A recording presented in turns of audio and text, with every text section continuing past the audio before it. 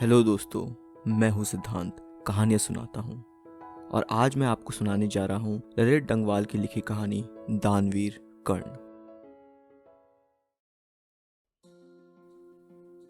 द्वापर युग का समय था। श्री कृष्ण भगवान के सहयोग और आशीर्वाद की छांव में महाराज युधिष्ठिर चक्रवर्ती सम्राट बन चुके थे। युधिष्ठिर और स्वयं सब पांडव दान धर्म में सम्मिलित रहते थे।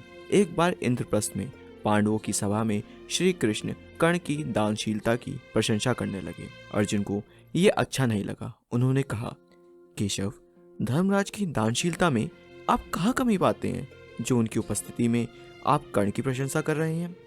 श्री कृष्ण मुस्कुराते हुए बोले, हे पार्थ, यदि ये जानना है तो मैं अवश्य प्रयास करूंगा। इस बात को समझाने के लिए श्री कृष्ण अर्जुन को लेकर एक बार ब्राह्मण का वेश बनाकर युधिष्ठिर के राजभवन में आए और बोले, राजन, मैं स्वयं अपने हाथ का बना भोजन खाता हूँ। ये मेरा प्रण है कि इसके लिए मैं सिर्फ चंदन की लकड़ी का प्रयोग करता हूँ और वो कहीं से भी भीगा नहीं होना चाहिए। देव योग से उस समय मूसलाधार वर्षा हो रही थी। युधिष्ठिर ने हाथ जोड़कर कहा, हे ब्राह्मण देव, आप थोड़ी देर विश्राम कीजिए, मैं लकड़ियों का प्रबंध करता हूँ। उन्होंने राजभवन में सब ओर पता करवाया, परंतु कहीं भी सूखा चंदन नहीं मिला। तब उन्होंने नगर में चहु ओर अपने सेवक दौड़ाए, किंतु संयोग ऐसा कि जिसके पास भी चंदन मिला वो भीगा हुआ। उन्होंने ब्राह्मण देवता से विनती की, हे ब्राह्मण देव, इस समय वर्षा के कारण सूखी चंदन की काश नहीं मिली। आप कुछ और वस्तु मांगिए जिससे आपका कार्य सिद्ध हो और मुझे भी प्रसन्नता हो। ब्राह्मण ने कहा, हे धर्मराज, इस समय तो मेरे लिए सूखी चंदन की लकड़ियां ही अभिष्ट हैं। युधिष्ठिर को बड़ा दुख हुआ, परंतु उपाय कुछ भी ना था। श्री कृष्ण ने अर्जुन से पूछा, पार्थ, तुम्हें क्या लगता है हमें इस समय चंदन की लकड़ी कौन दे सकता है? अर्जुन बोले, हे केशव, आप तो सर्वज्ञ हैं, आपसे क्या छुपा है। इस घनघोर बारिश में जहाँ धर्मराज चक्रवर्ती महाराज युधिष्ठिर सूखी चंदन की लकड़ियां नहीं दे पाए, और कौन इस धरा पर इसे प्रदान कर सकता है? मेरे विचार में तो आपको ये प्रण छोड़ देना चाहिए। कृष्ण मुस्कुराए, हे पार्थ, अपितु युधिष्ठिर धर्मराज है एवं सदा धर्म में रत रहते हैं। तथापि इस पृथ्वी पर एक ऐसा भी दानवीर है जो इस समय हमारी ये इच्छा पूरी करने में समर्थ है। उस जैसा दानवीर आज संसार में कोई नहीं। आओ एक बार वहां भी प्रयास करके देखते हैं। प्रयास करने में कोई बुराई नहीं है। इतना कहकर श्री कृष्ण अर्जुन को लेकर सीधे अंगराज कर्ण की राजधानी गए और उसके महल में पहुंचकर उससे भी वही बात कही। कर्ण ने अत्यंत प्रसन्नता के साथ दोनों को आसन ग्रहण करने को कहा और बोले, हे प्रभु, आज मैं कृतार्थ हुआ जो आप दोनों स्वयं मेरे घर पधारे। मैं अभी आपके लिए चंदन काष्ठ की व्यवस्था करता हूँ। कर्ण के राजभवन में भी सूखा चंदन नहीं मिला। उसने भी अपने सेवकों को नगर में भेजा, परंतु वे भी खाली हाथ लौट आए। सेवकों के वापस आने पर कर्ण ने एक सेवक को अपना धनुष लाने को भेजा। कर्ण ने धनुष चढ़ाया और अपने शयन कक्ष के मुख्य पलंग को तोड़ना शुरू किया, जो कि चंदन का बना हुआ था। थोड़े ही देर में चंदन की लकड़ियों का ढेर लग गया। कर्ण ने कहा, हे ब्राह्मण देव, आप जितनी चाहे लकड़ियां ले लीजिए। श्री कृष्ण बोले, राजन, लकड़ियों के लिए आपने पलंग को क्यों तोड़ा? तो कर्ण ने कहा, हे प्रभु, पलंग को तो मैं फिर से बना लूंगा, परंतु यदि कोई याचक मेरे द्वार से खाली हाथ गया तो मेरे दान धर्म का क्या महत्व रह जाएगा? मेरे जीते जी कोई याचक मेरे द्वार से खाली हाथ जाए तो मुझे धिक्कार है। ब्राह्मण के वेश में श्री कृष्ण ने अर्जुन की ओर देखा और मुस्कुराए। कुछ दूर जाकर वह अर्जुन से बोले, हे पार्थ, तुम्हारे राज सदन में भी सारे पलंग चंदन के ही हैं और दान देने में पांडव कृपण भी नहीं है, परंतु दान धर्म में जिसके प्राण बसते हैं उसी को समय पर स्मरण आता है कि पदार्थ कहाँ से कैसे लेकर दिया जाए।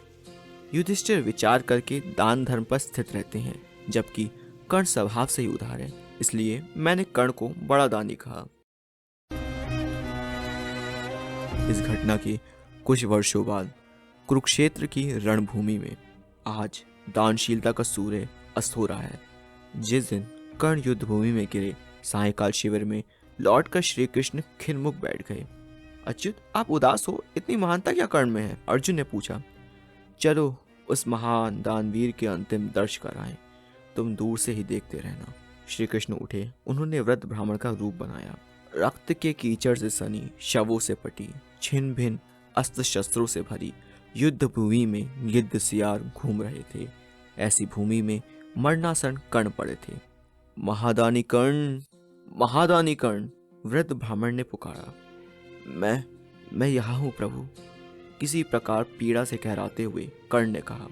तुम्हारा सुयश सुनकर थोड़े धन की आशा में मैं यहाँ आया था। ब्राह्मण ने कहा, आप मेरे घर पधारे। कर्ण और क्या कहते। ब्राह्मण रुष्ट होकर बोले, मुझे जाने दो, इधर उधर भटकने की शक्ति मुझ में नहीं। आप रुष्ट न हो प्रभु। कर्ण ने कहा, मेरे दांतों में स्वर्ण लगा है, आप उसे तोड़कर ले लीजिए। कर्ण ने सोचकर कहा, छी, ब्राह्मण अब यह क्रूर काम भी करे। ब्राह्मण और रुष्ट हो गए। किसी प्रकार कर्ण खिसके पास पड़े एक पत्थर को उठाया और अपने मुख पर कई बार मारा। मुख से रुधिर की धारा फूट पड़ी। अंत में 2 सोने के दांत टूटे। कर्ण उसे प्रदान करने लगे तो श्री कृष्ण भावुक हो उठे, पर अपने भावों को छिपाते हुए बोले कि यह अभी भी ब्राह्मण की ग्रहण करने योग्य नहीं है। कर्ण घिसटते हुए पास पड़े धनुष के पास तक पहुंचे, किंतु धनुष चढ़ाने की शक्ति तो है नहीं, क्या करें। मरणासन अत्यंत आहत कर्ण ने हाथ तथा घायल मुख से धनुष चढ़ाकर वरुणास्त्र का संधान किया। जल प्रकट हुआ, उससे दांत धोकर कर्ण फिर ब्राह्मण के पास आए। हे ब्राह्मण देव, अब ये स्वर्ण अपवित्र नहीं, कृपया से स्वीकार करें।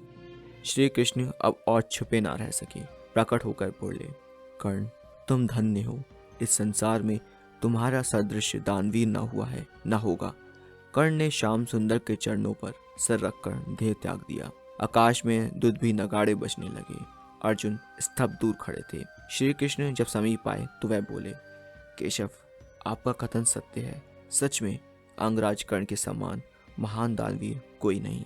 आज इतने हजारों वर्ष बीत गए, असंख्य दानवीर आए और गए, परंतु जनमानस की दृष्टि में आज भी सूर्यपुत्र कर्ण जैसा कोई दानवीर नहीं हुआ। लोक में आज भी उनकी दानवीरता की गाथाएं अमर हैं। तो बस इतनी सी थी ये कहानी। दोस्तों, अगर कहानी पसंद आई हो तो लाइक करें, अपने सुझाव मुझे कमेंट करके बताएं और फॉलो करें मेरे चैनल को। आप सुन रहे हैं मेरा शो कहानी कुछ सुनी कुछ अनसुनी, सिर्फ कुकू FM पर।